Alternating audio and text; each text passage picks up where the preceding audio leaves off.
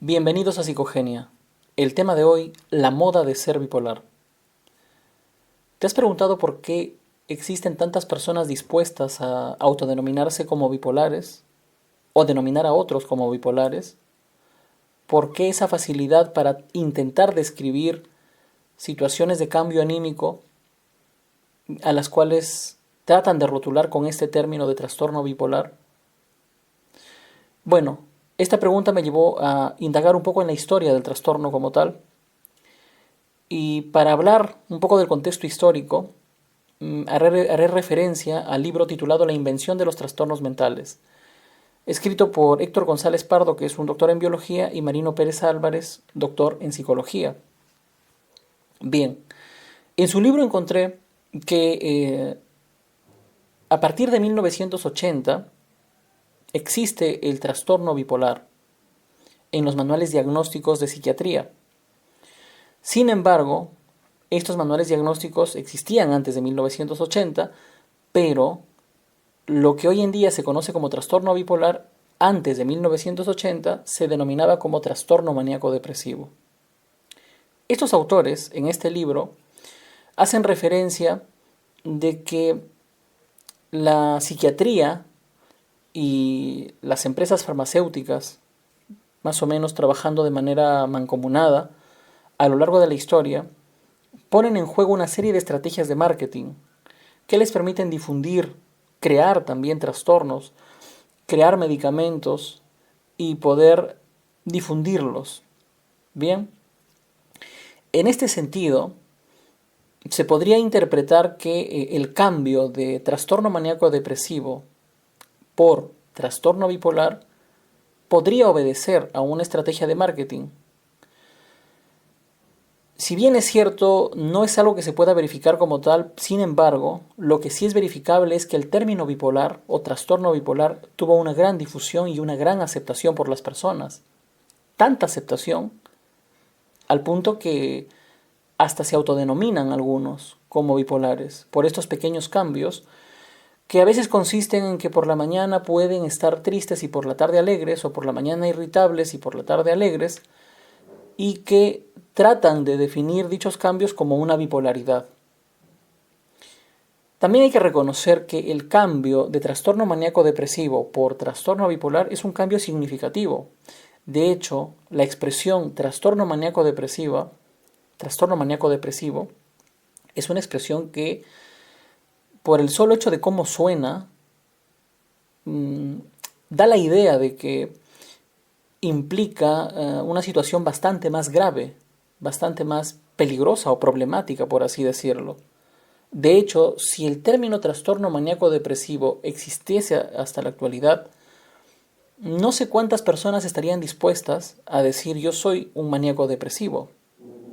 Yo me atrevo a decir que serían muy pocos, a diferencia del trastorno bipolar, que por la manera en la que suena sí crea una mayor posibilidad o permite una mayor posibilidad de que la gente se autodenomine como tal.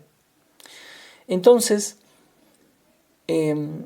sucedió esto, que a partir de 1980 se cambió y se empezó a usar trastorno bipolar, tuvo una gran difusión, la gente lo asimiló y hoy en día lo usa de una manera muy común, muy coloquial, muy vulgar, y yo diría hasta irresponsable, porque a día de hoy venimos en las diversas profesiones que abordan la salud mental, venimos discutiendo muy seriamente el uso de las etiquetas y las implicancias que dichas etiquetas pueden tener sobre las personas, o sea, el uso de los diagnósticos.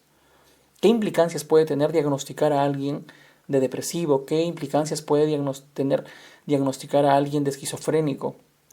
Porque siempre estas etiquetas pueden tener una carga sobre la persona, una carga social, una carga que muchas veces es peyorativa incluso. Entonces, el hecho de que existan tantas personas dispuestas a usar el término bipolar para referirse a sí mismas o a otras, sin haber hecho una evaluación verdadera por un profesional, una evaluación que implique hacer una historia de vida, que implique tomar algunos cuestionarios, hacer entrevistas, que permitan realmente determinar si estamos frente a un caso de bipolaridad o no lo estamos. Encontrar tantas personas dispuestas es algo que llama la atención, pero al mismo tiempo preocupa también, porque estaríamos hablando de una sociedad bastante predispuesta a la patologización, bastante predispuesta a asimilar trastornos como si fuese algo tan natural o algo tan sencillo, y yo diría incluso bastante dispuestos a la medicalización, al hecho de poder tomar medicamentos, poder tomar pastillas, fármacos con bastante facilidad, que es algo que se ve hoy en día. Creo que todo eso es parte de un mismo problema, aunque parecería inofensivo que alguien diga yo soy bipolar. Eso también a su vez implica un desconocimiento de qué es en realidad la bipolaridad.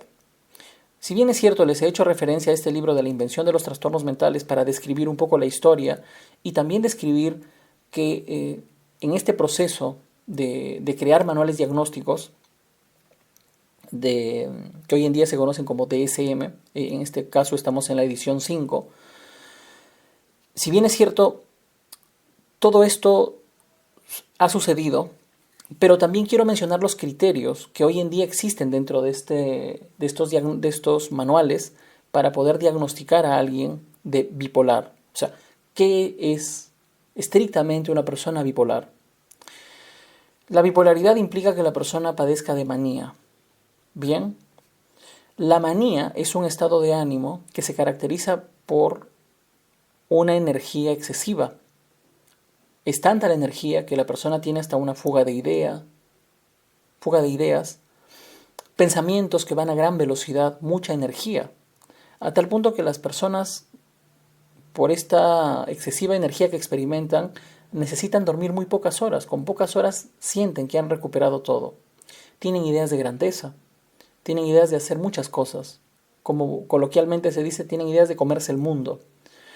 Participan excesivamente en actividades con posibilidad de consecuencias dolorosas también, como compras desenfrenadas, indiscreciones sexuales, juergas, inversiones de dinero de manera imprudente.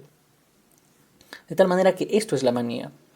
Pero esta manía debe haber ocurrido por al menos una semana como mínimo, la mayor parte del día, la mayor parte del tiempo. De tal manera que no es un cambio de una hora o de mediodía, es algo que al menos se debe haber dado durante una semana, si no es que más, porque hay personas que pueden tener este episodio maníaco por varias semanas, tal vez hasta por más de un mes, para luego entrar en una etapa depresiva, que es el otro lado de esta polaridad. Manía por un lado y luego se entra en una etapa de depresión, como mínimo 2 semanas de duración de dicha depresión. Estado de ánimo decaído, tristeza, dificultad para disfrutar, poca voluntad, a veces excesivo sueño, ¿no? La contraparte. Entonces son periodos de tiempo mucho más marcados de los que la gente imagina y que les lleva a diagnosticarse o a pretender jugar con estos términos de manera irresponsable, como vuelvo a decir. Ahora, estas alteraciones que menciono deben producirse por al menos un tiempo determinado, pero a su vez deben implicar un deterioro también significativo en la vida de la persona. O sea, dificultad para trabajar, para relacionarse con las personas. De hecho, tanto una persona en depresión como una persona en manía va a generar malestar tanto en su vida como en su entorno. Las personas de su entorno van a sufrir las consecuencias de tener a alguien en un estado depresivo o en un estado maníaco. Y va a haber una dificultad también para llevar a cabo las actividades que usualmente se llevan a cabo, como trabajar y cumplir con determinadas responsabilidades, tanto dentro de la familia como la sociedad.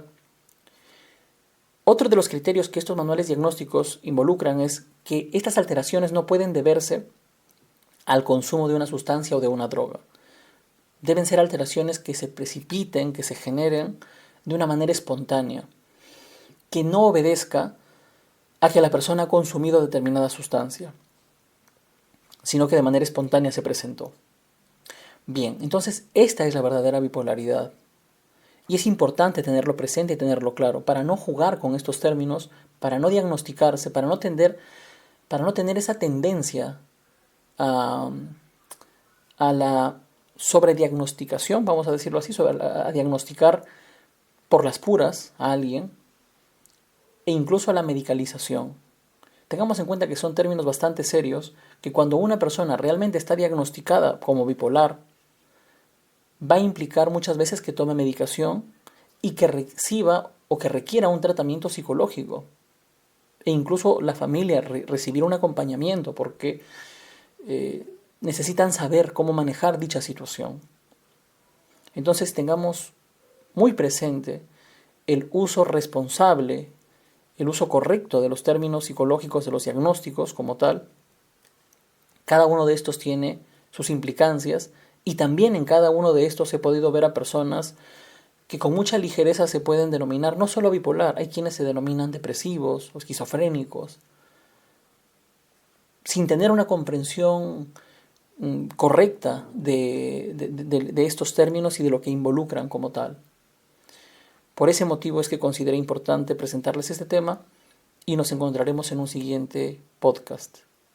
Se despide Walter Vargas.